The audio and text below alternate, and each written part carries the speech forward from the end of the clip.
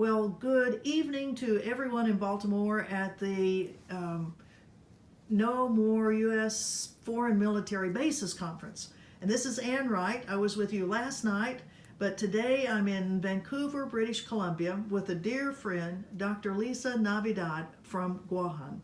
And she is here as a part of our delegation on the issue of North Korea. She was with us with Women Across the DMZ, and now she's with us with the meeting with the foreign ministers. And when we have her here, I ask if she would please give us a rundown of what's going on with the militarization of Guam. So, Dr. Navidad, thank you so much for being with us. Thank you, Anne. And so, just in sharing a little bit about Guam, our blessing and our curse is our strategic location geographically. And so this slide, is that okay? Mm-hmm. Yep, it's fine. This slide clearly illustrates Guam's positionality in the Asia-Pacific region. Does that help? Actually, I think you can leave it on. Okay. Mm-hmm. Okay. And that way I can show you too. Mm-hmm. Okay. So as you can see, Guam is a central connecting point for a number of different military strategic theaters for exercises. And so we're very much connected to Japan with the buildup of Okinawa that's being planned, as well as with Hawaii, which is the head of the Pacific Command, all the way to the Philippines, and down to to Australia now with the more recent build-up plans. And so our island is small. We are located in Micronesia in the Mariana Island chain. Our population is roughly 170,000. And so we're a very small place. We're about 212 square miles, of which the U.S. currently occupies 29% of the island as it is.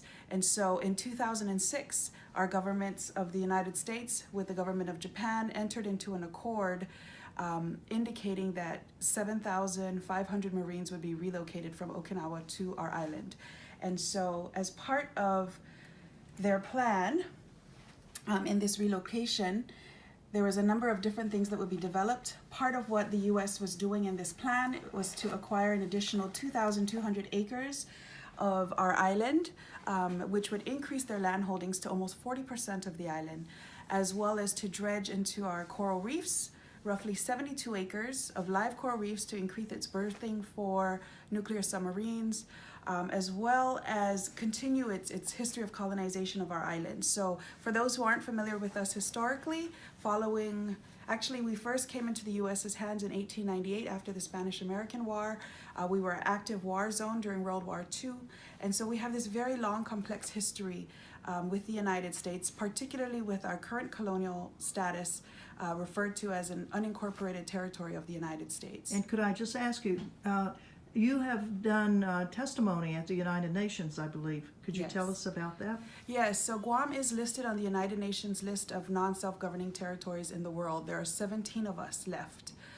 This was an effort of the United Nations since 1960 to decolonize all the territories as a result of the colonial history of the past.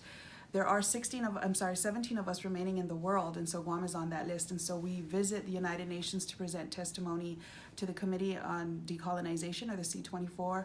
We recently came back from a visit to the C4, the fourth committee, and we've also participated in regional seminars on decolonization. And we've also recently started to connect with the United Nations Permanent Forum on Indigenous Issues, because we also have, by virtue of our indigenous nature, Chamorros, who are the indigenous people of the island, we also have certain rights that can be exerted with the use of those UN instruments. Mm-hmm. Thank you. Yes. And so just a little bit of background. The Mariana Island Range Complex, or the MERC, in 2010 was developed by the United States, used, basically this is primarily ocean space, used for military exercises, about 500,000 miles worth of ocean space that included our island as well as the rest of the Commonwealth of the Northern Mariana Islands. Even more obscene, in 2014, they established the MIT, which is the Mariana Island Training and Testing Ground, which doubled the area of the MERC with a total of almost 1 million square nautical miles. That is larger than the states of Washington, Oregon, California, Idaho, Nevada, Arizona, Montana, and New Mexico, all combined. Jesus, what do they do there? Yes, you tell us. They don't tell us much, but it's really, and here's actually a picture of how expansive that area is of the MIT. And so as you can see, not only is our land and our air under attack by U.S. militarism, but so too our ocean space, very obscenely, as is indicated in this map. And so the U.S.'s military legacy to us in the Marianas has been land dispossession. Okay, currently we're at 29% occupied. That number has fluctuated over time. It will increase when this new live firing range is erected, which they should be breaking ground next month. We've been exposed to radiation as a result of nuclear testing in the Marshall Islands. Our island is clear downwind, and so that has impacted health. There's been environmental devastation and toxic contamination, particularly from military training exercises and military practices. And the devastating effect of that contamination has come across in our poor health outcomes. And of course, our death from war. You know, as a territory, we have a very high enlistment rate in the U.S. military armed forces. As a matter of fact, per capita, we have the highest enlistment rate of the whole country. And so because we are the highest in enlisting, we also are the highest in death rates coming back from wars. And so that's a very unfortunate reality. And we have as well, of course, the deferral of our right to self-determination, because really the root of our militarization is our colonial status by the U.S. We are an unincorporated territory, and according to one U.S. officer, we are the trailer trash of the Pacific. Oh, geez. We will no longer be the trailer trash of the Pacific with all of its new investments on the island. And because we are a territory, it gives them, quote unquote, maximum flexibility, which essentially means they can do what they want without any consultation with the local government or its people. So just to summarize, 29% of the island of Guam right now is under U.S. military control, and it may be going up to 40%, did you say? If their plans go as projected, wow. Yes. And with an increase of how many U.S. Marines coming in? An additional roughly 5,000 Marines and their dependents and the contractors that are connected to the development. And of the that would, base. 5,000 Marines and then families would probably bring it up to what, 20,000? They're around. And then contractors on top of that. And foreign labor workers as well to ready and build the base. Mm-hmm. Yes. And then you mentioned there's a new live fire range that's being constructed. Yes, and that is our biggest battle at the moment. And it is the battle to protect Letexin, which is an ancient Chamorro village that's currently being earmarked for the development of the expansion of the bases to accommodate the Marines.